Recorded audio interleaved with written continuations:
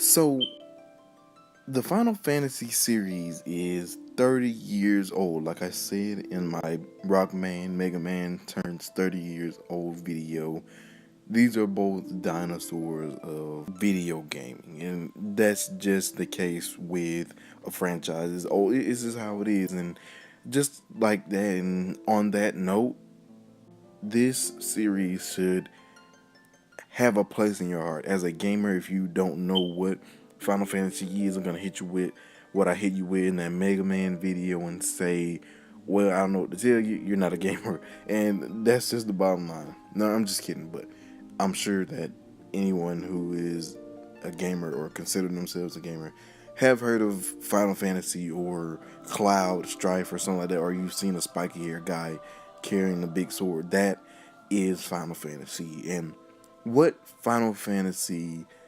introduced to the gaming industry, for me personally, as a gamer as well, was the idea of a turn-based combat system. Now, not to be confused with my Mario and Luigi Superstar Saga video, where I said that that made it more palpable for me, where when it had counterattacks and stuff like that. But Final Fantasy, for me as a gamer, introduced the idea of a turn-based combat system at all. So that alone is worthy of praise. But another thing is that it introduced anthologies to gaming and a bunch of other stuff like that. And each Final Fantasy is its own singularly very well crafted story. If that is one thing that each one of them has in common, even some of the more classic ones like Final Fantasy 4, 5, and 6, those are some of the oldest in the series, have really great stories. Even to today, they still have some of gaming's best villains, if you ask me, hands down. So when you see those characters and a legacy that the Final Fantasy series has created, you just have to reel back as a gamer and realize how long this series has lasted and how long it has stayed on top of the competition. When you think RPG, you think Final Fantasy. Let's just be honest. When you think RPG, you think Square Enix. When you think Swordsman, a lot of people think Cloud Strife, and that's what they've done for the gaming industry. They each one has created a character that we can attach ourselves to, and each one has crafted a story that we can all relate to, and that we can all idolize, and we can all value and compare our morals to the moral of that story or the theme of that game or anything. And the thing with Final Fantasy is that it doesn't have to be fantasy. I know a lot of people feel like each Final Fantasy has to be fantasy. It has to be completely fantasy, but that's not the case. Now, what Final Fantasy means to me is anything your heart desires, and that can be anything real life to something made up. Fantasy doesn't really have the Final Fantasy doesn't really have to be anything made up. Like in Final Fantasy 15, there are cell phones, there are cars, there are factories, and then you throw in some really wacky elements like a massive Turtle Mountain.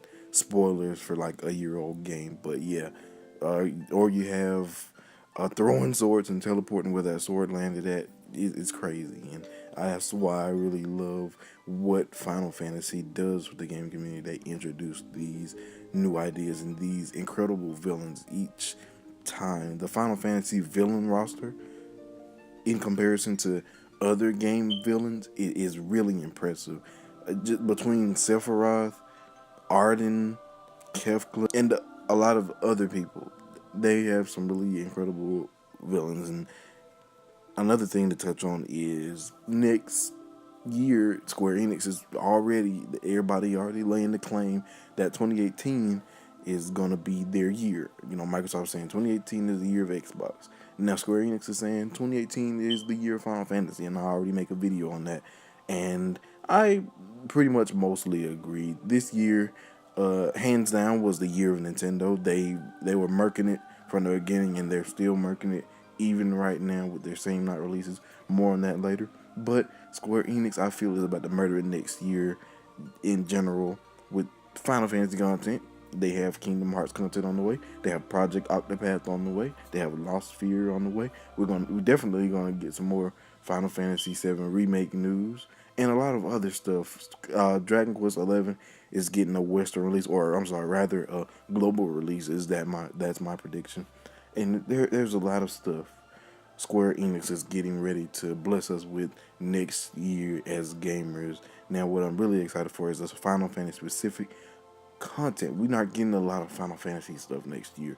We're getting Final Fantasy Dissidia, and a lot of people feel like Square Enix can just go open sesame and just pull Final Fantasy VII remake out of their asses. Who knows? There's no definitive way you can say no, that's not happening. The best we can say is, since we're all pretty ignorant, we don't really know. We're not working for Square Enix here, so the best we can say is that's very unlikely, but it's not impossible.